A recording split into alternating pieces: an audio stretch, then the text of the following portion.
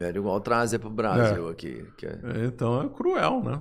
A Inglaterra não é essa lindeza aí que é divulgada. Não teve E você não bonzinho acredita que foram antigamente, né? textos manipulados, não? Não tem. Isso é tudo documentado. Não tem, não? isso é tudo Tipo, hoje você claro. pega artigo científico aí, tem vários manipulados, né? Nunca Não, tem. mas tem as refutaram tantos contraprovas artigos. e tal, não. Mas isso aí é sério.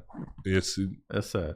Você vê como a ciência também é cheia de malandragem, né? Sim. Tudo de coisa pra lá, pra cá. Sim, sim. Não sei se vocês Fala lembram da- da questão da... É que nós estamos num ambiente cientificista. Tudo que a ciência manda é verdade. E aí ninguém fala das fraudes, das mentiras. Não. Uma das mais escandalosas da história é aquela fusão a frio. Não sei se vocês lembram. Fusão a frio, o nome não me é Tem estranho. uns 30 anos atrás que um cientista lá da... Não sei se era americano ou europeu. Disse que tinha conseguido fazer fusão a frio. É a fusão nuclear a frio, né?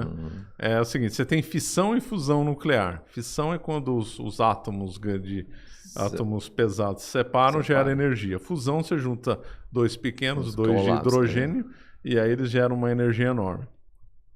Energia de fissão, o homem conhece, sabe trabalhar. Energia de usina nuclear, energia de fissão nuclear. A fusão nuclear é só descontrolada, bomba nuclear de fusão, né? Tem a de fissão e de fusão.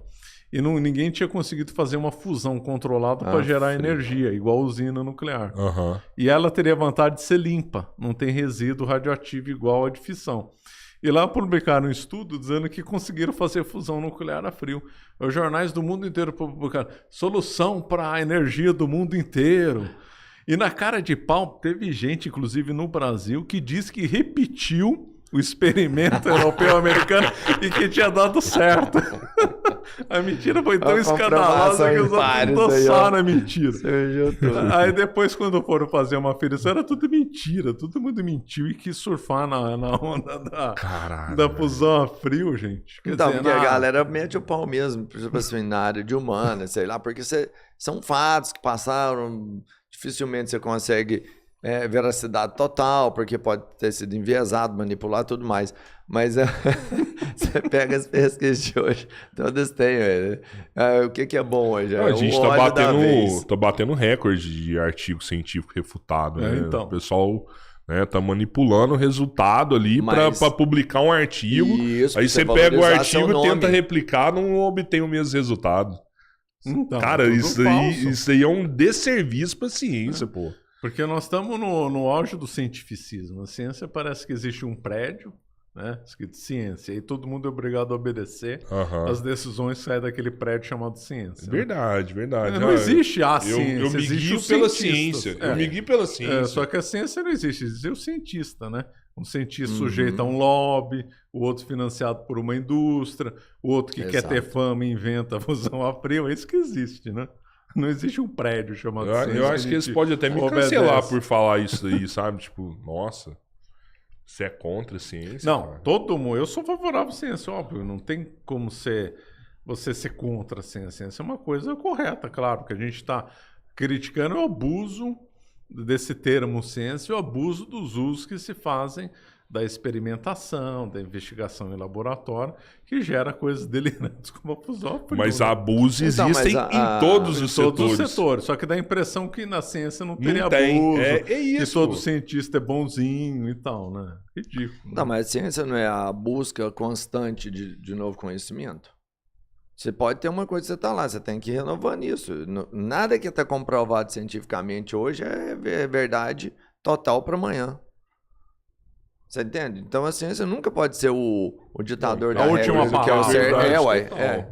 Tem Você coisas, percebe? tem Teve leis uma que época são que a totais. ciência dizia Já que vai a mudar o ano eugenia que estava vem. certa. O quê? Tinha cadeiras de estudos eugênicos. Nos Estados Eita. Unidos, na Europa, tinha várias universidades que aceitavam a eugenia como estudo científico correto. Olha que farsa que era. Mas você pega a ciência Aquele lá- médico que falaram muito dele na época da pandemia. Fauci, né? Ele era um eugenista. Ele era eugenista? Não sei. Sabe qual que é o Fauci? Americano, mas eu não sei. Eu sei só pelo nome, só que ele ficou famoso. Sim. Aparecia em tudo quanto é lugar. Foi ele que elaborou as medidas, né, restritivas. Esse outro assunto ali. Perigoso não dá pra falar. Esse aí mas que ele era um eugenista. Por causa disso. Que esse cara era um eugenista. Sério? Sim, eugenista. Não, o meu não, mas já vi canais saindo por causa disso. Depois você olha isso aí. É um Sério? eugenista. Isso eu não sabia, não. Pô, Zé, o canal também tá voando, hein? Tá, graças a Deus. Tá Nossa, voando. cara, parabéns. Quando nós conversamos, faz quanto tempo? Um ano? Deu um ano. Junho, Nossa, ele não tinha nem 100 mil. Tá, triplicou. Tá com 280? Vai bater 300 esse ano. Tem que combinar de senhor vir aqui de 6 em 6 meses. Tá, vai ser um prazer. Eu acho que... Eu gosto de ver você falar, assim, de religião também. As suas experiências, assim, com o catolicismo. Não, assim. eu sei, eu devo tudo ao catolicismo. Se eu não fosse catolicismo, eu não sabia nada do que eu sei. Isso eu tenho ampla convicção. Foi ele que deu o norte para entender as coisas. E eu acho legal quando você fala que ser católico não é... eu sou católico hoje. Não tem uma jornada e essa jornada é o mais complexo de tudo. Como assim? Não entendi. Interna, você tá falando? Você tem que ter... Você tem não que é ter um católico, crescimento. Você se torna. Isso sim, claro. Isso não existe. Eu acordei e virei São Paulo. Só para São Paulo, né? Que teve, então, uma revelação. Indo para Damasco, ele se tornou São Paulo em 3 dias, né? Mas tirando essas coisas muito extremas assim, não é. Se você aprofundando na fé, é um crescimento para a vida inteira. E você acredita nesses milagres da igreja, assim? Lógico, né? Milagre de Lanciano. Claro, Muita coisa que a ciência diz que não é inexplicável. É inexplicável o Santo Sudário é inexplicável. É inexplicável, é inexplicável. Os corpos incorruptos também? Também são inexplicáveis, né?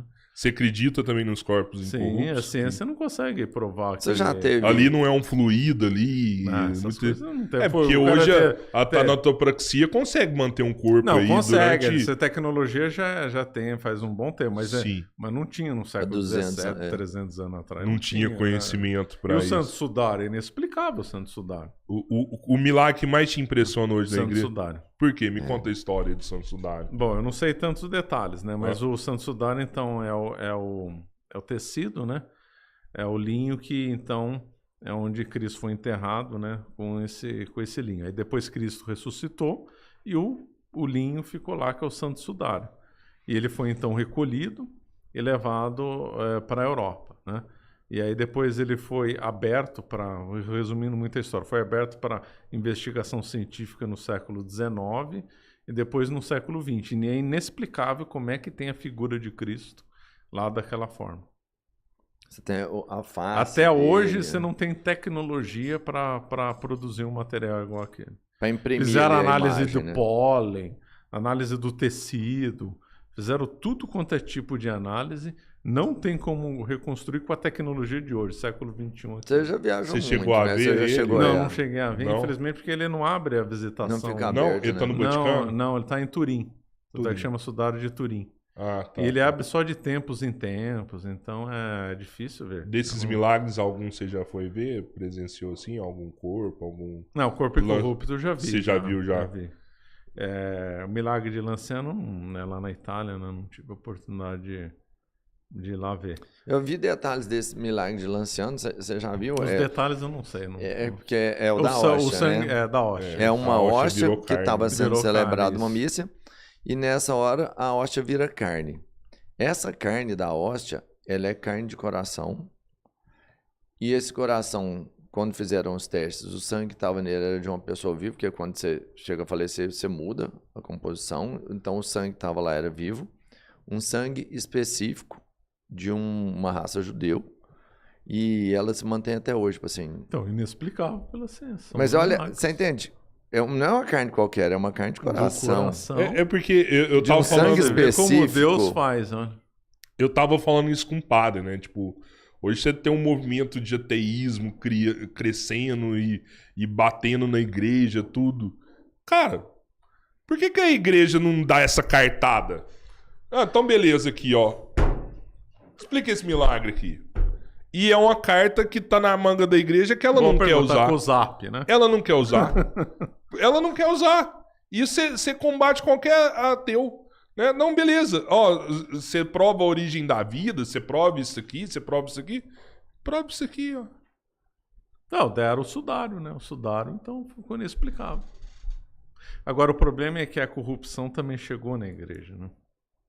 Então, nós vemos padres muito ruins, lugares, né? bispos muito ruins. Então, tem bispo marxista, né? Um absurdo. Padres da TL, a gente estava brincando aí de padres da TL, né?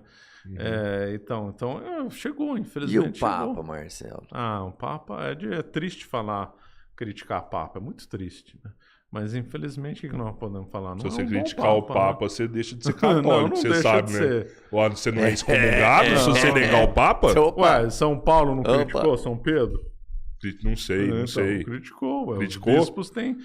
São humanos, né? Tem... Mas não tem essa lei dentro da igreja que se você não aceitar o Papa, você é excomungado? Você tem que... Se você é cismático, você não reconhecer ele como Papa, né?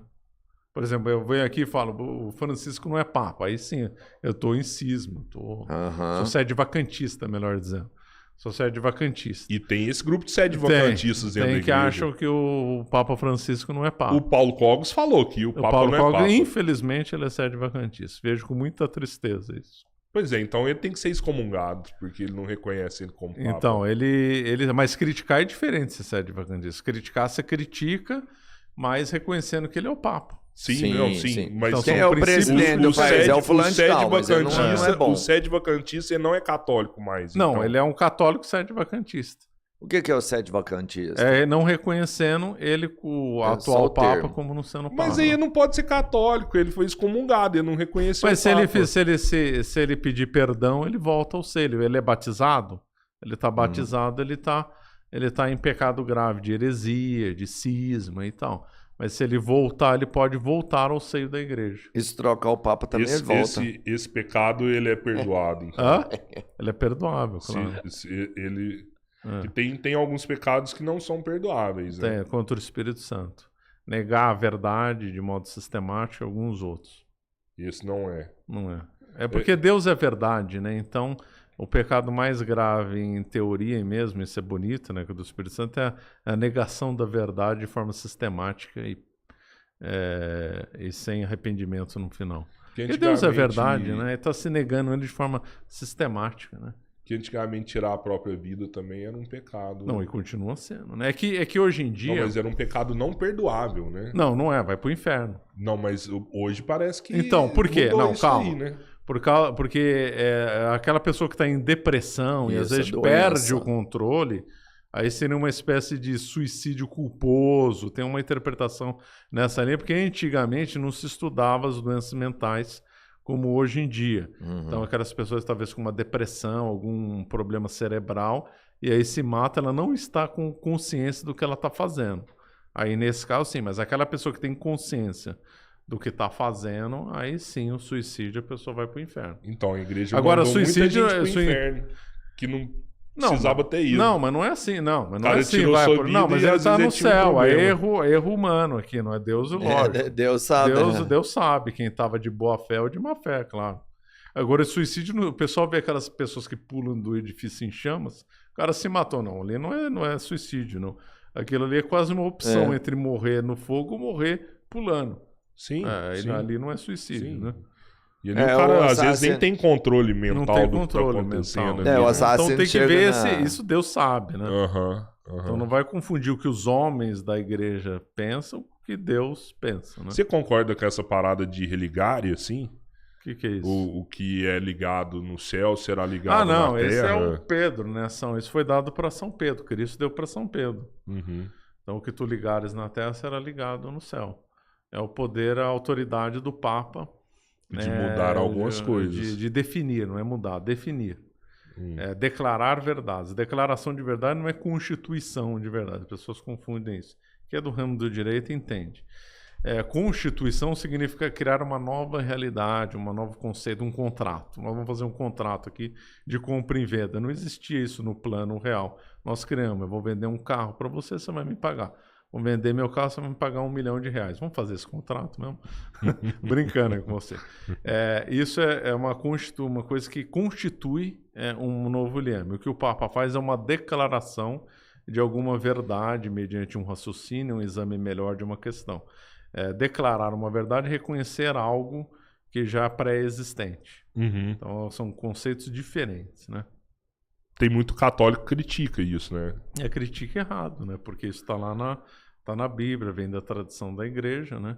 Poder de ligar e desligar. Poder de definir dogmas.